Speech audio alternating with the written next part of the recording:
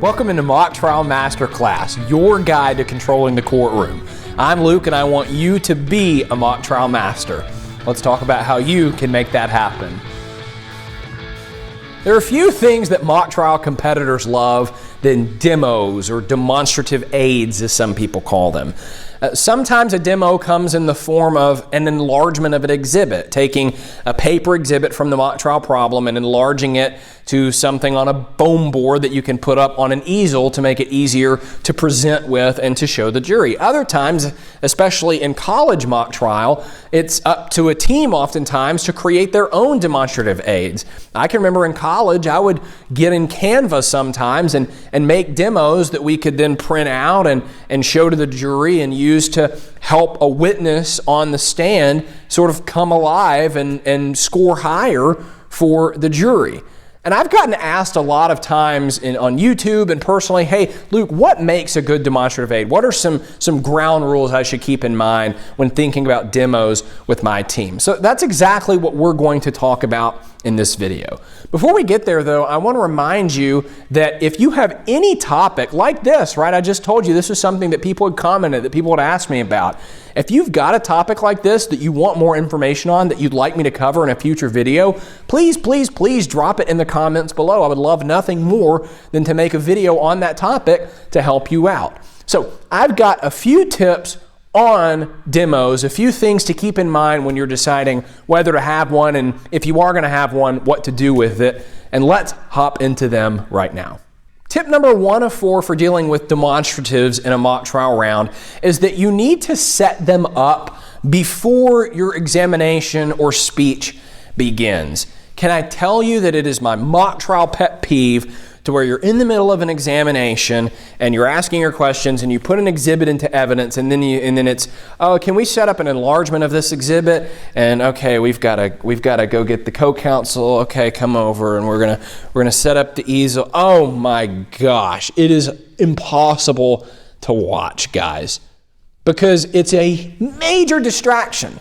Right? Imagine you're on a roll with the points you're making and either your direct or cross and the jury is completely engaged, and then we have to stop for 2 minutes for you to set up an easel. Right? Momentum totally killed. But also that 2 minutes, you're not going to get it back because the clock is running at that point. So what I would do every single time I'm about to start a direct or a cross where I'm going to use an exhibit enlargement or a demonstrative aid that our team has created is I'm going to set it up beforehand. Now, you want to be very careful with this because you don't want to show it to the jury, right? You don't want to show the content to the jury, especially if it hasn't already been entered into evidence. But there's an easy way to make this happen.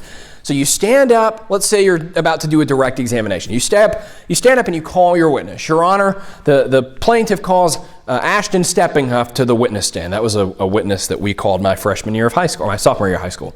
So stand up, we call Ashton Steppinghuff to the witness stand.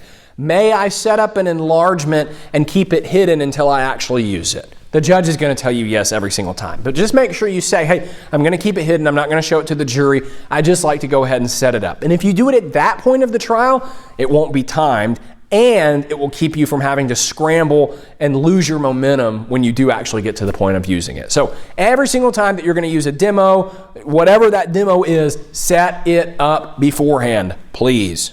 Second tip for using demos, only show them when you're using them. Now, on one hand, this could be for a trial procedure's sake. You don't want to show the jury something that hasn't been entered into evidence yet. So if you've got an enlarged exhibit that isn't in the record quite yet, you definitely don't want to show the jury. The judge is going to call you out on that most likely if your opposing counsel doesn't call you out on that before the judge does. But let's say you've got a demo that's not actually evidence, like something that's going to help an expert, or an exhibit that has already been entered into evidence that would theoretically be fine to show the jury. Well, if the jury has this big piece of cardstock on an easel to look at, do we think they're going to be paying attention to you asking your questions? Or do we think there's a better chance that they're going to be looking at that thing on the easel that's nice and shiny and has all these words on it and trying to figure out what exactly this whole thing is all about? Spoiler alert, they're not going to be paying attention to you. They're going to be looking at the thing you put on the easel. So, easy fix for this, like we talked about a minute ago.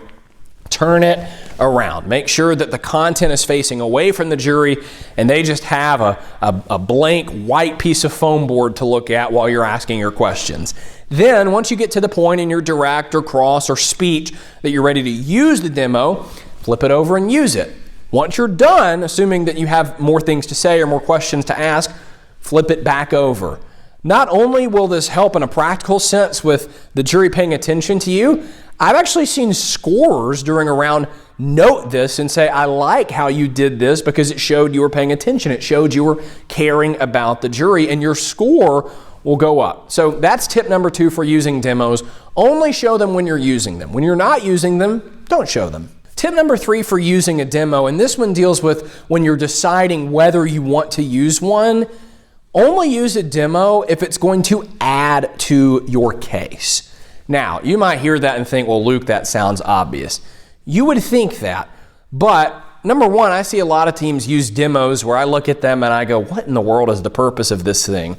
But also number 2, it is an easy trap to fall into, easier than you might think, to bring up a demo that doesn't actually help your case. Because it's really theatrical to have a demo and it's fun to turn it around and it looks cool and we might get the witness to come off the witness stand and to interact with the demo and but if we're not actually using it for a good purpose, if it's not adding to the case we're trying to make and it's just kind of there, you don't need it. At that point, the demo is no longer helping you. It's detracting and distracting from your team's performance. So when you're thinking about using a demo and making one, that's the filter I want you to run that decision through. Is this actually helping us make the case? Is this actually adding to our case? I can tell you a personal story. Literally just a few days ago, I was working with my team where we had a script written out for a direct examination in our upcoming tournament. And there was a part of the script where we had written out, bring out a demo, bring out an enlargement of this exhibit. And my team was performing it, and I'm sitting there looking at that script, and I just had the realization. I said, this isn't actually helping us. We just kind of put that in the script because we thought, well, wouldn't that be cool to put in the script? But why do we actually need this? And I said that, and my students kind of started to say, yeah, I kind of agree with that. And the other coaches were like, yeah, I kind of agree with that. So we took it out of the script, right? And that's the exact filter you've got to run your demo decisions through as well. Is this adding to my case? If it's not, chunk it. Get rid of it. Don't need it. I've got one more tip for using demos, but before we get there, I want to make sure you know that my book, Mock Trial Masterclass, is available for purchase on Amazon. It's everything you need to know to get started in succeeding and excelling at mock trial. I boiled down everything that I've learned in my last 10 years of competing in and coaching mock trial into this easy to follow, easy to understand guide. It's full of great tips for cross-examination, direct examination, impeachments, objections, opening statements, closing arguments, everything you could think of for the most part in mock trial. There's something in this book that can help you with it. Hundreds of students have used it to improve their performance already, and I would love for you to be the next one. If you want to pick up a copy, you can click the link in the description on YouTube or in the show notes on podcast platforms. All right, my last tip for using demos deals not so much with enlargements as demos that you actually create with your team. Now, a caution on this, this is usually not allowed in high school. I haven't run across any states that allow you to bring in your own demos. And in fact, at high school nationals, you're not even allowed to enlarge exhibits, which is a really tough rule that I don't even like at all. If you're from the Nationals Committee and you're watching this, let's talk later. But in college, you kind of have free reign to make your own demonstrative aids. Like I was talking about earlier, I would get on Canva and make my own demonstrative aids. And as long as you go into captain's meeting beforehand and the other team gives it the thumbs up and says, yep, good to go, you can kind of exercise the wild, wild west when it comes to demos in college mock trial. And so my 4 tip surrounds those. And what I want to say is that the best purpose of a demo, the best type of demo, the one you should be shooting for when you're asking how should we use our demos, what kind of demos should we make? Make demos that condense difficult information and make it easier to understand.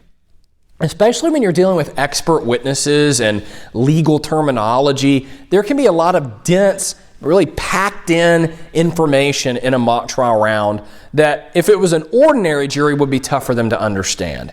But even if you've got a jury in mock trial that's full of lawyers who are practicing and who are scoring your performances, they've never heard this case before, and if you start going on about all this science involved in your case, they're going to get lost really, really quickly.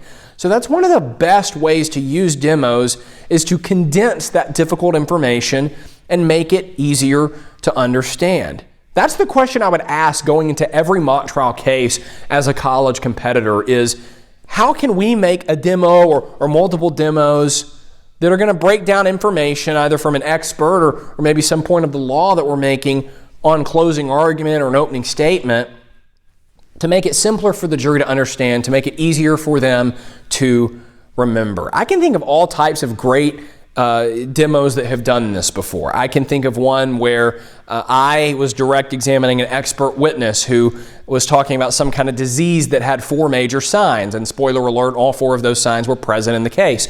So I had a demo where there was a checkbox, and there was each of the 4 signs and then a checkbox. So the jury can see the 4 signs, they're all there, it's easy to remember, it's outlined there for them.